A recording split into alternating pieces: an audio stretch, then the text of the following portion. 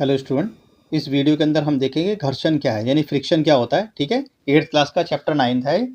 तो इसके अंदर हम देखेंगे फ्रिक्शन क्या होता है। फ्रिक्शन का मतलब होता है घर्षण, घर्षण करना।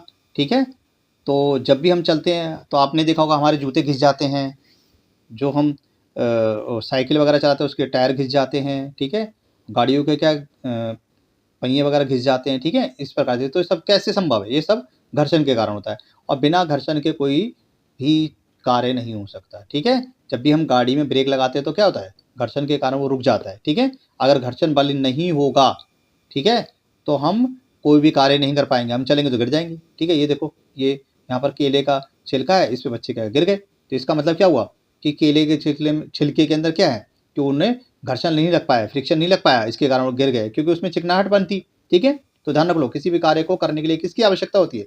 घर्षण की आवश्यकता होती है। ठीक है, बात समझ में आ रही है? ये देखो, ये कमानी नुमा तूला ये बता रखा है। ठीक है, इस प्रकार से ये क्या वेट तोलने के लिए दिखा रखा है। ठीक है, यहाँ पर क्या हुआ, यहाँ पर सिलेंडर वगैरह लगा देंगे और उससे क्या हमारा वेट पता लग जाएगा, यानी कि सिलेंडर का वेट पता लग जाएगा। ठीक है, कितना वेट होता है। तो इस प्रकार के क्वेश्चन जो है, बस एक आपका ये वाला इंपॉर्टेंट क्वेश्चन है कि घर्षण क्या होता है। बाकी तो देखो सब एक्सपेरिमेंट है, इन बच्चों ये देखते चले और जो ज़्यादा कुछ इसके अंदर नहीं है। ठीक है, आगे बढ़ते हैं। अब घर्षण क्या होता है? घर्षण क्या हमारे लिए लाभदायक है? यस, घर्षण हमारे लिए लाभदायक है, पर घर्षण हानिकारक भी तो हो सकता है, ऐसा तो नहीं है कि लाभदायक ही हो। ठीक है, ध्यान रखना है ऐसे क्वेश्चन। जैसे कि मान लो कहीं पर तेल पड़ा हुआ है, तो तेल पड़ा हुआ आप बेटा उस पर चलोगे तो क्या होगा?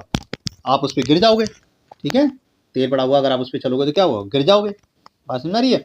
कोई ऑयली चीज पड़ी है तो उस पर चलोगे तो गिर जाओगे। ठीक है, ध्यान रखो, इसलिए चलने के लिए हमें घर्षण की आवश्यकता होती है। ये देखो, ये कील जो है ये अंदर दीवार में घस गई, चलेगी, हमने उस पर हथौड़ा मारा और क्या हुआ? दबाव पड़ा, दबाव पड़ने के कारण अंदर चली गई। ठीक है, तो ध्यान रखो, तो ये क्या हुआ? घर्षण के कारण कील जो है वो अंदर चली जाती है। ठीक है, इसी प्रकार से आपने देखा है कि सर ब्लैक बोर्ड में पढ़ाते हैं। ठीक है, जब ब्लैक बोर्ड में पढ़ा रहे हैं तो लिख रहे हैं वो, ठीक है, चौक से लिखते हैं या मार्कर से लिखते हैं, तो ये कैसे संभव हो पा रहा है? ये सब घर्षण के कारण ही संभव हो पा रहा है। इसी प्रकार से आपको ठंड लगती है तो अपने दोनों हाथों को क्या करते हो? रगड़ते हो, रब करते हो नहीं करते?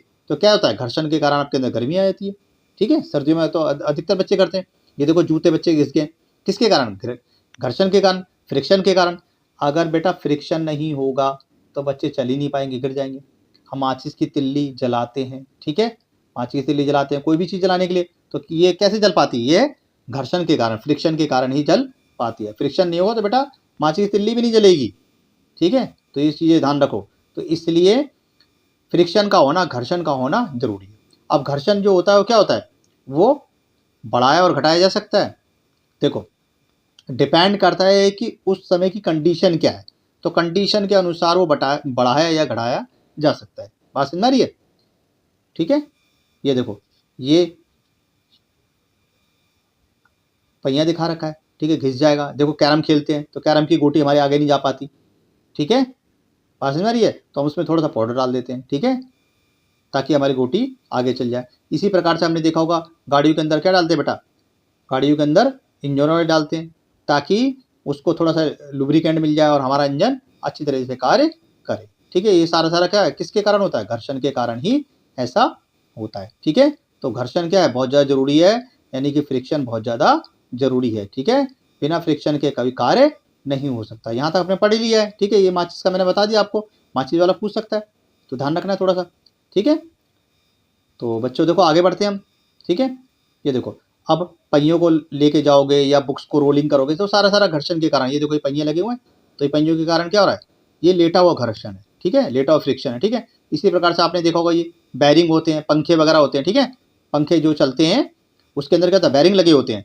उन बैरिंग में क्या होता है? यहाँ पर ऑयल वगैरह डाला होता है या ग्रीस वगैरह डाला होता है। ठीक है, तो ये किस लिए डालाते हैं? इसलिए लगाते हैं ताकि वो घर्षण बल थोड़ा सा कम हो जाए और हमारे पंखे स्मूथली चलें। ठीक है, बात समझ में आ रही है? इसी प्रकार से तरल घर्षण होता है। ठीक है, बात समझ में आ रही है? प्लेन वगैरह उड़ते हैं तो यहाँ पर भी घर्षण लगता है, फ्रिक्शन लगता है यहाँ पर भी। ठीक है, पक्षी वगैरह उड़ते हैं तो यहाँ पर भी घर्षण बल लगता है। ठीक है, तो इस चैप्टर में इतना खास है नहीं, सिंपल सा पूछेगा वो कि फ्रिक्शन क्या होता है, घर्षण बल क्या है, बस एक ही क्वेश्चन इंपॉर्टेंट है। तो जो 8th क्लास के बच्चे हैं वो बस एक दो क्वेश्चन इस चैप्टर से कर लें, ज़्यादा आएगा नहीं चैप्टर के अंदर।